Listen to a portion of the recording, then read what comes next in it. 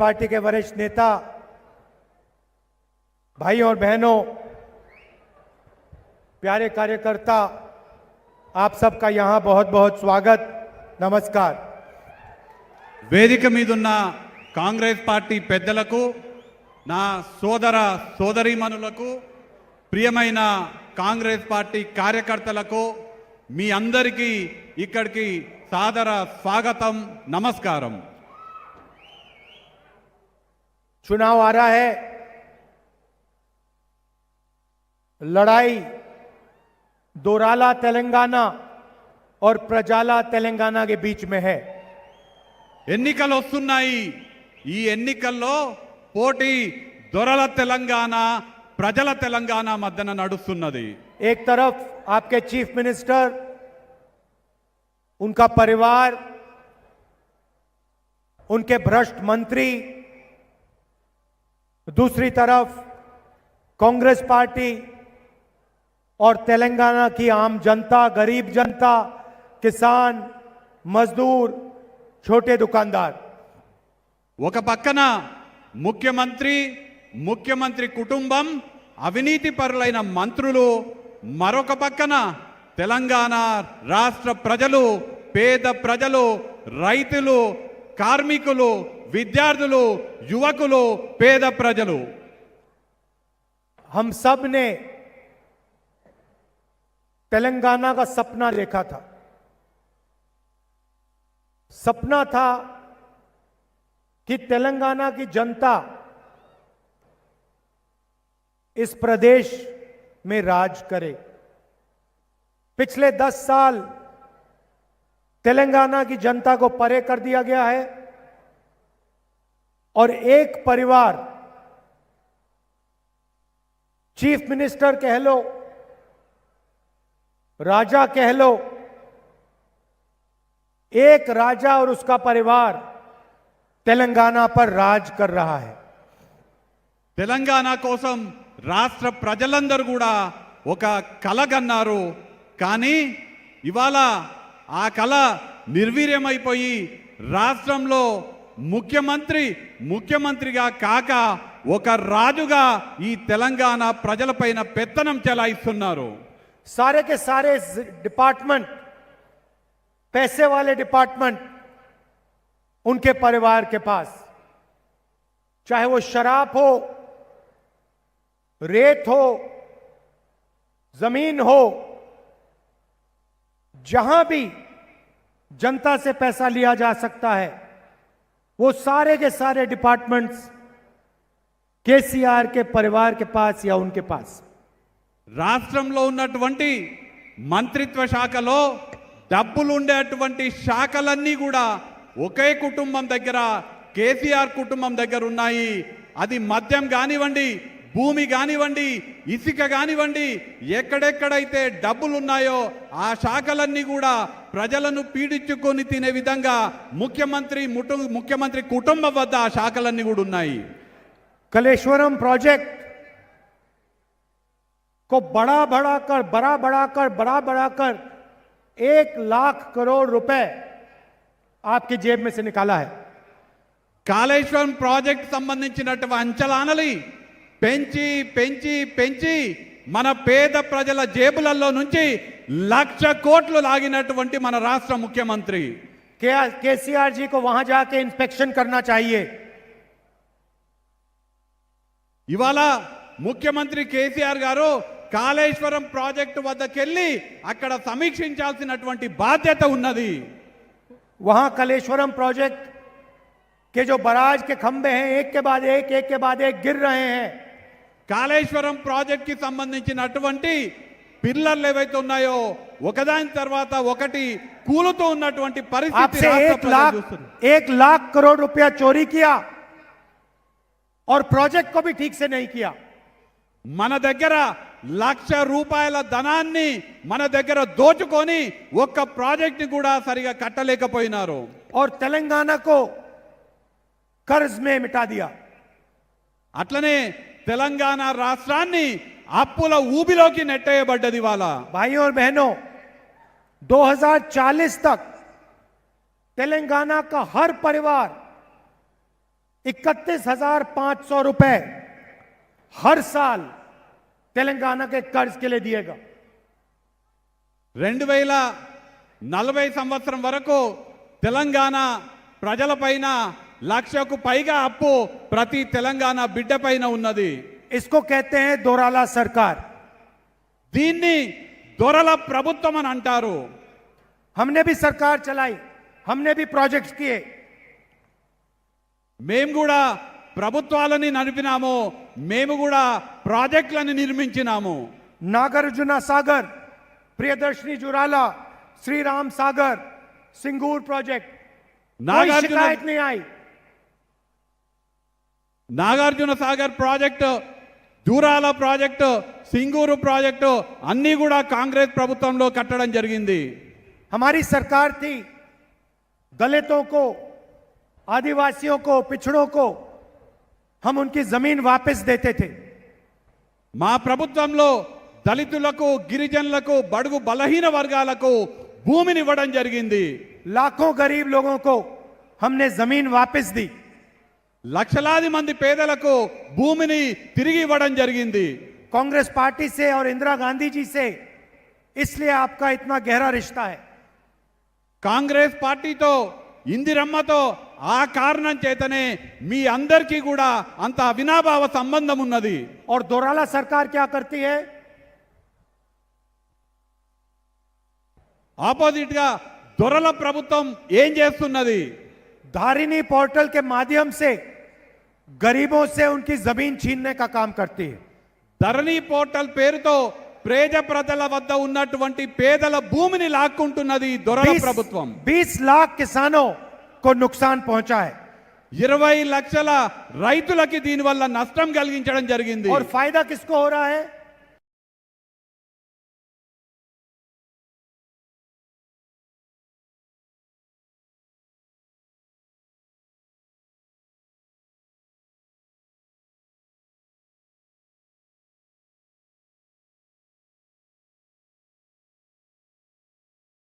దీని వల్ల లాభం ఎవరికి జరుగుతున్నది?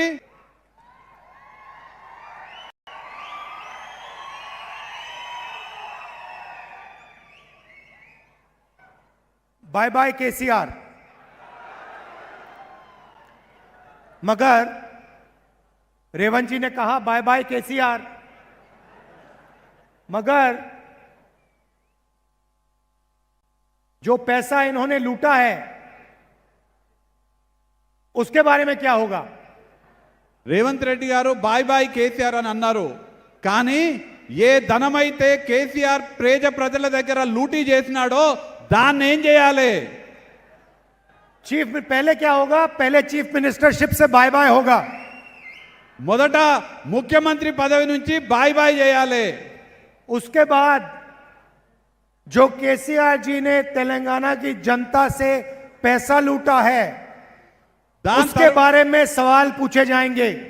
దాని తర్వాత కేసీఆర్ తెలంగాణ ప్రజల దగ్గర ఎంతైతే లూటీ చేసినాడో దానిపైన ప్రశ్నించడం జరుగుతుంది। मैंने मन बना लिया है कि जितना पैसा आपके चीफ मिनिस्टर ने आपसे चोरी किया है उतना पैसा कांग्रेस पार्टी आपकी जेब में वापस डालने जा रही है। నేను నిర్ణయించుకున్నాను, ఎన్ని డబ్బులైతే ప్రజల దగ్గర కేసీఆర్ లూటీ చేసినాడో అన్ని మళ్ళీ రాష్ట్రంలో ఉన్నటువంటి పేదల జేబులోకి కాంగ్రెస్ పార్టీ నింపుతుంది।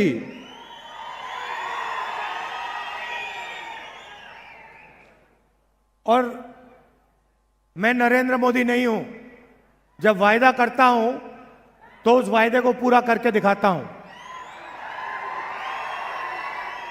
నేను నరేంద్ర మోడీని కాదు, నేనేదైనా హామీ ఇస్తే ఆ హామీ నెరవేర్చే బాధ్యత నాది।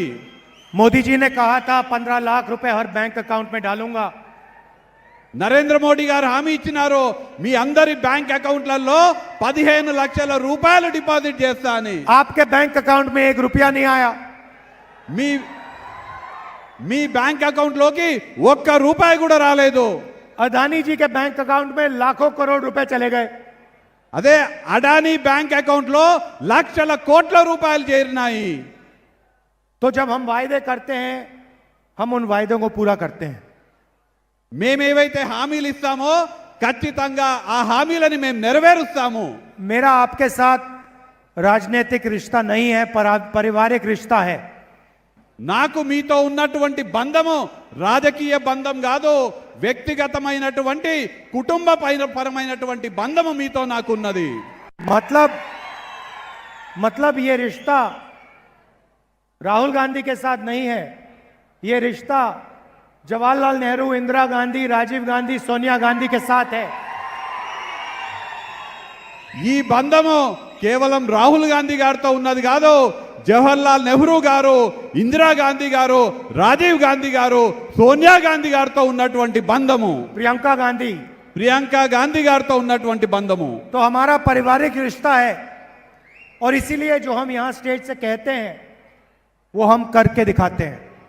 నాకు మీతో ఉన్నది కుటుంబ పరమైనటువంటి బంధం కాబట్టి మేము ఏదైతే ఈ వేదిక మీద నుంచి చెప్తామో అది చేసి చూపిస్తాము. और मैंने कहा कि जितना पैसा केसीआर ने आपसे लूटा है उतना पैसा कांग्रेस पार्टी आपके बैंक अकाउंट में वापस डालेगी. నేను చెప్పడం జరిగింది, ఎన్ని డబ్బులైతే కేసీఆర్ మన పేదల దగ్గర లూటీ చేసినాడో అవన్నీ కూడా తిరిగి మీ బ్యాంక్ అకౌంట్ లో నేను వేపిస్తాను. सबसे पहले महिलाएं इस प्रदेश की रीढ़ की हड्डी हैं. మొదటగా మహిళలు ఈ రాష్ట్రానికి పునాదులు లాంటి వారు. वो हमारे भविष्य की देखभाल करती हैं. మన భవిష్యత్తు గురించి ఆలోచన చేసి మన భవిష్యత్తు కోసం కష్టపడతారు మహిళలు. और अपनी पूरी जिंदगी तेलंगाना के भविष्य में लगा देती है. వారి జీవితం మొత్తం కూడా తెలంగాణ కోసం పాటుపడుతున్నారు. इसीलिए सबसे पहले हम उनके लिए महालक्ष्मी स्कीम लाए हैं. అందుకోసమే మొదటగా మహిళల కోసం మహాలక్ష్మి స్కీమ్ ని ప్రవేశపెట్టడం జరిగింది. 2500 रुपए हर महीने तेलंगाना की महिलाओं के बैंक अकाउंट में सीधा जाएगा.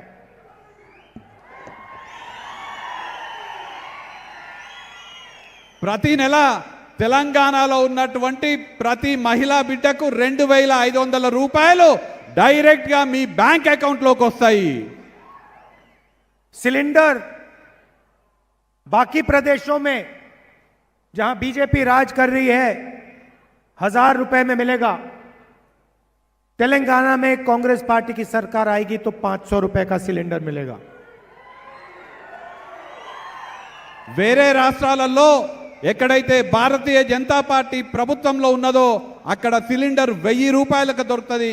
కానీ ఇక్కడ తెలంగాణ రాష్ట్రంలో కాంగ్రెస్ పార్టీ అధికారంలోకి వచ్చినాక ప్రతి సిలిండర్ 500 రూపాయలకే మీకు అందరికీ అందుతుంది.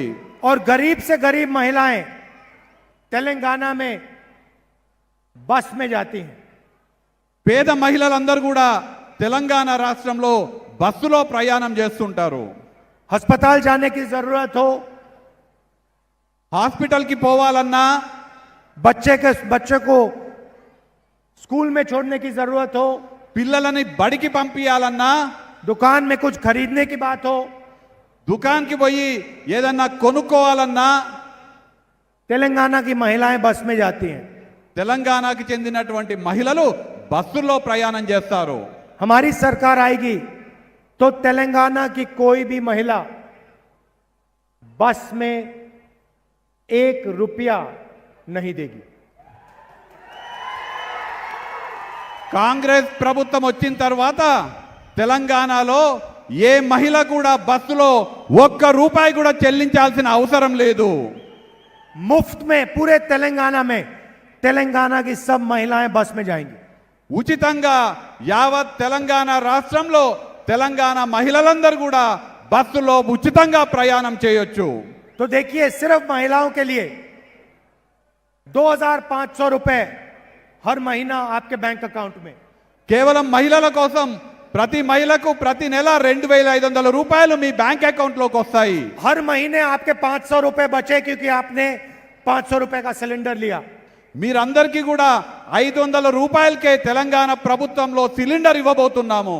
और बस में महीने के 500,000 रुपए वहां बचे. ప్రతి మహిళకు బస్సుల్లో మీకు ఫ్రీగా కాబట్టి 500 నుంచి 1000 రూపాయలు మీకు అక్కడ సేవ్ అవుతాయి. तो तकरीबन 4,000 रुपए हम तेलंगाना की माताएं और बहनों के बैंक अकाउंट में सीधा डाल रहे हैं. దీన్ని బట్టి ప్రతి మహిళకు తెలంగాణలో ప్రతి నెల 4,000 రూపాయలు మీ బ్యాంక్ అకౌంట్ లో వేసినట్టు అవుద్ది. अब चलिए किसानों की बात करते हैं. ఇప్పుడు రైతుల గురించి మాట్లాడదాము. किसान भी प्रदेश की रीढ़ की हड्डी हैं. రైతులు కూడా మన ప్రాంతానికి పునాదులు లాంటి వారు. और हम जानते हैं उनको कितनी मुश्किल सहनी पड़ती है. మనందరికీ తెలుసు రైతులు ఎంత కష్టపడి పని చేయాల్సి వస్తుందో. और अगर किसान मुश्किल सह रहा है तो मजदूर उससे ज्यादा मुश्किल सहता है. రైతులు కష్టాల్లో ఉంటే కార్మికులు ఇంకా కష్టాలు పడుతున్నారు. इसीलिए किसानों के लिए हर एकड़ के लिए 15,000 रुपए कांग्रेस पार्टी देने जा रही है. అందుకోసమే తెలంగాణలో ఉన్నటువంటి యావత్ రైతాంగానికి ప్రతి సంవత్సరం ప్రతి ఎకరానికి 15,000 రూపాయలు కాంగ్రెస్ ప్రభుత్వం ఇవ్వబోతున్నది. और मजदूरों के लिए 12,000 रुपए हर साल. అలానే రైతు కూలీల కోసం 12,000 రూపాయలు ప్రతి సంవత్సరం ఇవ్వబోతున్నాము. बुजुर्ग लोगों के लिए आज उनको 2,000 रुपए मिलता है पेंशन में. రాష్ట్రంలో ఉన్నటువంటి వృద్ధులకు ఇవాళ కేవలం 2,000 రూపాయలు పెన్షన్ గా అందుతున్నది. अभी मैंने कुछ बुजुर्ग महिलाओं से पूछा कितना पैसा मिलता है, मुझे बताया 2,000 रुपए मिलते महीने के. ఇందాక నేను జిల్లెళ్ళ గ్రామంలో వృద్ధ మహిళలను అడగడం జరిగింది. మీకు పెన్షన్ ఎంత వస్తున్నదని. మాకు 2,000 వస్తున్నదని ఆ మహిళలు నాకు చెప్పడం జరిగింది. कांग्रेस पार्टी की सरकार आएगी तो उनको 4,000 रुपए मिलेगा हर महीना. కాంగ్రెస్ ప్రభుత్వం అధికారంలోకి వచ్చిన తర్వాత వాళ్ళందరికీ కూడా ప్రతి నెల 4,000 రూపాయల పెన్షన్ ఇవ్వబోతున్నాము. और सबको 10 लाख रुपए हेल्थ इंश्योरेंस में मिलेगा. అందరికీ కూడా 10 లక్షల రూపాయల విలువ చేసే ఆరోగ్య బీమా కూడా కాంగ్రెస్ ప్రభుత్వం ఇవ్వబోతున్నది. गृह ज्योति स्कीम 200 यूनिट बिजली हर महीने मुफ्त में. గృహజ్యోతి పథకం ద్వారా ప్రతి కుటుంబానికి 200 యూనిట్ల వరకు ఉచితంగా విద్యుత్ ఇవ్వబోతున్నాం మీకు అందరికీ. ये काम प्रजाला सरकार करने जा रही है. ఈ పనులన్నీ కూడా ప్రజల ప్రభుత్వం చేయబోతున్నది. भाइयों और बहनों, चुनाव बीआरएस और कांग्रेस पार्टी के बीच में है. సోదర సోదరీమణులారా, ఈ ఎన్నికలు బీఆర్ఎస్ కాంగ్రెస్ పార్టీల మధ్యన నడుస్తున్నవి. सच्चाई ये है कि बीआरएस, बीजेपी और एमआईएम एक साथ काम कर रहे हैं. కానీ వాస్తవం ఏదంటే BRS party, BJP party, MIM party ముగ్గురు కలిసి పనిచేస్తున్నారు. पार्लियामेंट हाउस में, लोकसभा में बीआरएस ने बीजेपी का पूरा समर्थन किया. పార్లమెంటులో, లోక్సభలో బీఆర్ఎస్ పార్టీ పూర్తిగా బీజేపీకి మద్దతు ఇస్తున్నది. किसान बिल लाने में, जीएसटी, नोटबंदी, बीआरएस और आपके चीफ मिनिस्टर ने बीजेपी को पूरा का पूरा मदद किया. రైతుల చట్టాల పైన కానివ్వండి, జిఎస్టీ పైన కానివ్వండి, అలానే నోట్ల రద్దు పైన కానివ్వండి, పూర్తిగా రాష్ట్ర ముఖ్యమంత్రి కేసీఆర్, బీఆర్ఎస్ పార్టీ పూర్తిగా బీజేపీకి సంపూర్ణ మద్దతు ఇవ్వడం జరిగింది పార్లమెంటులో. बाकी विपक्ष के नेताओं पर केसेस लगते हैं. ED, CBI, income tax, vigilance, मेरे ऊपर 24 केस लगे हुए हैं. ప్రతిపక్ష నాయకులందరిపైన అనేక కేసులు ఉంటాయి. ఈడీ కానివ్వండి, సిబిఐ కానివ్వండి, ఇలాంటి అనేక కేసులు ఉంటాయి. నా ఒక్కనిపైనే ఇప్పటికీ 24 కేసులు ఉన్నాయి. मेरी लोकसभा की मेंबरशिप रद्द कर दी. నా లోక్సభ సభ్యత్వాన్ని కూడా రద్దు చేయడం జరిగింది. मेरा जो घर है, सरकारी घर, वो ले लिया. నా ఇల్లు నాకు ప్రభుత్వం ఇచ్చినటువంటి ఇల్లును కూడా గుంజుకున్నారు నా దగ్గర నుంచి. और मैंने खुशी से इनको घर दिया, कहा लो ले जाओ अपना घर, मुझे नहीं चाहिए. సంతోషంగా నేను ఇచ్చేసినాను. ఈ ఇల్లు నాకు అవసరం లేదని నేను ఇచ్చేసినాను. पूरा हिंदुस्तान मेरा घर है, पूरा तेलंगाना मेरा घर है. యావత్ భారతదేశం నా ఇల్లు, ఈ తెలంగాణ రాష్ట్రం మొత్తం కూడా నా ఇల్లు. करोड़ों लोग अगर मुझे जरूरत पड़े तो करोड़ों लोग मुझे अपने घर में रहने देंगे.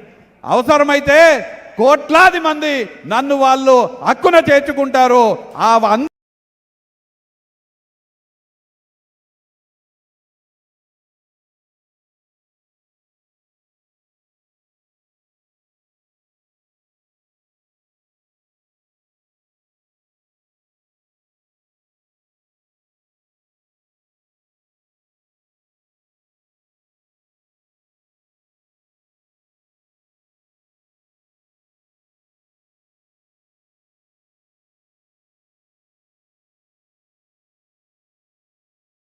నా వాళ్ళ ఇల్లు కోట్లాది ప్రజల ఇల్లు, నా ఇల్లు లాంటిదే. ले जाओ उठा. कोई ईडी का अफसर उनके घर के सामने नहीं खड़ा. ఈడీకి సంబంధించినటువంటి అధికారులు వాళ్ళ ఇళ్ళ దగ్గరికి కూడా పోరు. इनकम टैक्स वाले कोई सवाल नहीं पूछ रहे, ఇన్కమ్ ట్యాక్స్ అధికారులు వాళ్ళని ఒక్క ప్రశ్న కూడా అడగరు. क्योंकि आपके चीफ मिनिस्टर और नरेंद्र मोदी एक साथ मिले हुए हैं. ఎందుకంటే మీ ముఖ్యమంత్రి నరేంద్ర మోడీ ఇద్దరు కూడా ఒకటే, ఇద్దరు కూడా కలిసే పనిచేస్తున్నారు.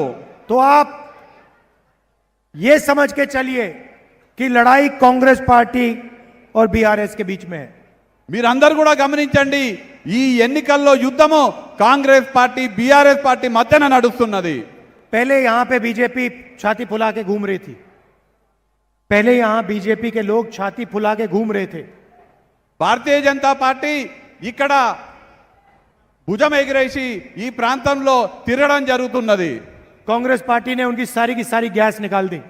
కాంగ్రెస్ పార్టీ వాళ్ళ మొత్తం గ్యాస్ తీసేసినారు. चारों टायर उनके पंचर कर दिए.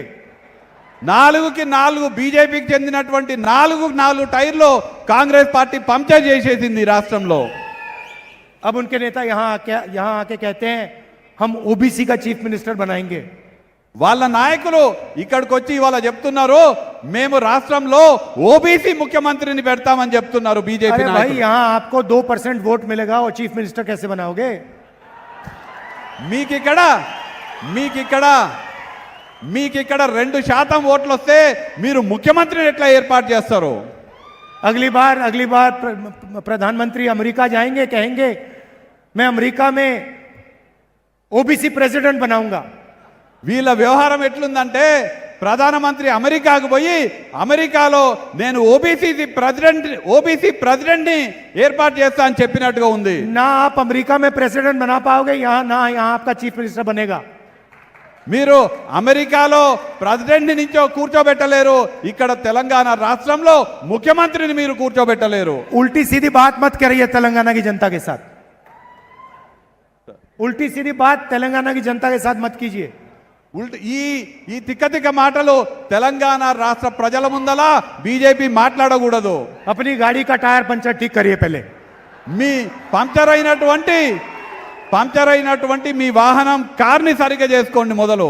अच्छा, दूसरी तरफ MIM, రెండవ తరఫున ఎంఐఎం ఉన్నది. जहां भी कांग्रेस पार्टी चुनाव लड़ती है, ఎక్కడెక్కడైతే కాంగ్రెస్ పార్టీ ఎన్నికల్లో పోటీ చేస్తుందో, మహారాష్ట్ర కానివ్వండి, రాజస్థాన్ కానివ్వండి, उत्तर प्रदेश, जहां भी हम जाते हैं, ఉత్తరప్రదేశ్ కానీ ఎక్కడైనా కాంగ్రెస్ పార్టీ పోటీ చేస్తే वहां पे जादू से MIM के कैंडिडेट आ जाते हैं. అక్కడ సడన్ గా ఎంఐఎం క్యాండిడేట్లు ప్రత్యక్షమవుతారు. और सारे के सारे कैंडिडेट जो आते हैं वो बीजेपी की मदद करने वाले कैंडिडेट आते हैं. ఎవరెవరైతే ఎంఐఎం క్యాండిడేట్లుగా వస్తారో వాళ్ళందరూ కూడా భారతీయ జనతా పార్టీ అభ్యర్థులకి సహాయపడడానికి మాత్రమే వస్తారు. तो ये भी MIM वाले लोग 24 घंटा बीजेपी की मदद करते हैं. ఈ ఎంఐఎం వాళ్ళు కూడా పైసలు తీసుకొని 24 గంటలు భారతీయ జనతా పార్టీకి మద్దతు చేస్తారు. जहां पे एमआईएम का कुछ लेना देना नहीं, वहां पे जादू से इनके कैंडिडेट आ जाते हैं. ఎక్కడెక్కడైతే ఎంఐఎంకి అసలు ఏమాత్రం కూడా సంబంధం లేదో ఆ నియోజకవర్గాల కూడా సడన్ గా ఎంఐఎం క్యాండిడేట్లు ప్రత్యక్షమవుతారు. और कैंडिडेट को पैसा कौन देता है? बीजेपी देती है. ఆ ఎంఐఎం అభ్యర్థులకు పైసలు ఎవరిస్తారు? భారతీయ జనతా పార్టీ ఇస్తుంది. इसीलिए एमआईएम, बीजेपी और बीआरएस एक शक्ति है. అందుకే ఎంఐఎం, బీజేపీ, బీఆర్ఎస్ మూడు కూడా ఒకటే శక్తి. जैसे हमने बीजेपी के यहां टायर पंचर किए, वैसे ही हम दिल्ली में पूरे हिंदुस्तान में उनके टायर पंचर करने जा रहे हैं. ఏ విధంగా అయితే తెలంగాణ రాష్ట్రంలో మా బీజేపీ టైర్లు పంక్చర్ చేసినామో యావత్ దేశంలో కూడా భారతీయ జనతా పార్టీ టైర్లు పంక్చర్ చేయబోతున్నాము. पहले हमें तेलंगाना में जीतना है, मध्य प्रदेश में जीतेंगे, राजस्थान में जीतेंगे, छत्तीसगढ़ में जीतेंगे और फिर जाके हम 2024 में दिल्ली में जीतेंगे. మొదట మనం తెలంగాణలో గెలుస్తున్నాము, తర్వాత మధ్యప్రదేశ్లో గెలుస్తున్నాము, రాజస్థాన్లో గెలుస్తున్నాము, ఛత్తీస్గఢ్లో గెలుస్తున్నాము. దాని తర్వాత 2024లో దేశంలో కూడా కాంగ్రెస్ పార్టీ గెలవబోతున్నది. इसलिए सारे के सारे मिलकर यहां बीआरएस को हराएंगे और फिर वहां जाके दिल्ली में नरेंद्र मोदी और बीजेपी को हराएंगे. అందరము కలిసిమెలిసి కష్టపడి ఇక్కడ మొదలు బీఆర్ఎస్ ని ఓడగొడదాము, తర్వాత ఢిల్లీలో బీజేపీని ఓడగొడదాము. आप सब यहां आए, दूर दूर से आए, इतने प्यार से आपने मेरी बात सुनी, इसके लिए दिल से आप सबको बहुत बहुत धन्यवाद. మీరందరూ కూడా ఇక్కడికి రావడం జరిగింది. చాలా సుదూర ప్రాంతాల నుంచి నా మాటలు వినడానికి మీరు రావడం జరిగింది. ప్రేమతో నా మాటలు వినడానికి మీరు రావడం జరిగింది. కాబట్టి మీకు అందరికీ కూడా పేరు పేరున కృతజ్ఞతలు తెలియజేసుకుంటున్నాను. నా హృదయం నుంచి మీకు అందరికీ కృతజ్ఞతలు తెలియజేసుకుంటున్నాను. नमस्कार, जय हिंद, जय तेलंगाना. రాహుల్ గాంధీ గారి నాయకత్వం, రాహుల్ గాంధీ గారికి నాయకత్వం, వచ్చిన మెమోంటో ఉంది. రాహుల్ గాంధీ గారి నాయకత్వం.